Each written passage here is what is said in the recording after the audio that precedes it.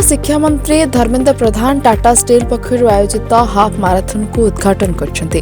परिवेश और वन्यप्राणी सुरक्षा दिगरे सचेतनता करने को जाई टाटा स्टील पक्षर कपिलास ठारे आयोजित हाफ माराथन को उद्घाटन करछन्ति केन्द्रमंत्री धर्मेंद्र प्रधान सहित रहिछन्ति राज्य खाद्य जोगाण और खाउटी कल्याण मंत्री कृष्णचंद्र पात्र, राज्य क्रीड़ा और युव विकास मंत्री सूर्यवंशी सूरज, राज्य शिल्प और दक्षता विकास मंत्री संपत चंद्र स्वाई, ढेंकानाल सांसद रुद्रनारायण पाणी, अनुगुल और ढेंकानाल विधायक माने उपस्थित रहिछन्ति।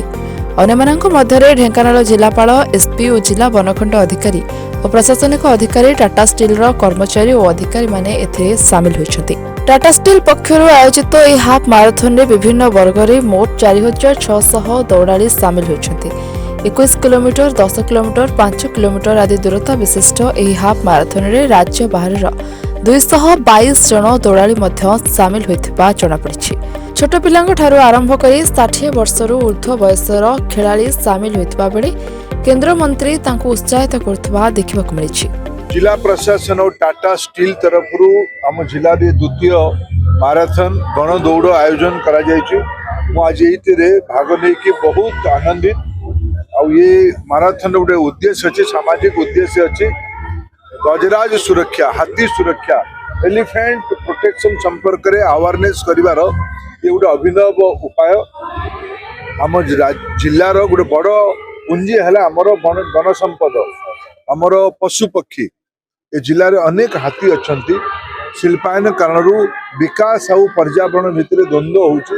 ये भाया आयोजन और कपिलास भाया पवित्र स्थान जो गोटे सैंक्चुरी अच्छी, जो रिजर्व फॉरेस्ट अच्छी, पाद तले आसिक आम नैसर्गिक संपत्ति को आहरी सुरक्षित करिवार आज आम संकल्प करूँ। माराथन बहुत सफल होती। 5000 रु अधिका युवक युवती महिला माने वयस्क बंधु माने बहुत उत्साह सह 21 किलोमीटर, 10 किलोमीटर, 5 किलोमीटर माराथन में भाग नहीं। आगामी वर्ष आहरी श्रीमंत हो, यहीटा मोर शुभेच्छा। टाटा स्टील ओडिशा सरकार सहभागितार ये जो हाफ माराथन प्रभु चंद्रशेखर लीला क्षेत्र अनुष्ठित हो जाउछि। निश्चित भाव में ये दुईटी विषय को अत्यंत गुरुत्वर सह चर्चा रखुछि। गोटे हूँ निजे फिट रहिबा एवं आम प्रकृति आम परिवेश को भी फिट रखिबा, वन्य पशु पक्षी मानकर सुरक्षा ता सहित समाज प्रत्येक वर्गर एवं प्रत्येक बयसर व्यक्ति विशेष को आपण माने देखिबा पाइथिबे।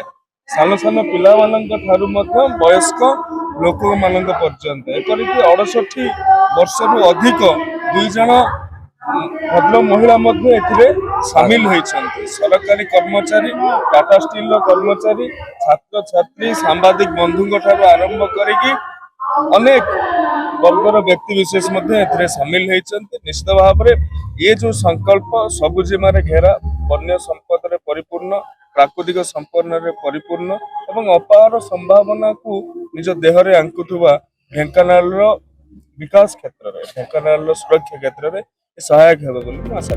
Dhenkanal Laxmikant Sahu reporters today.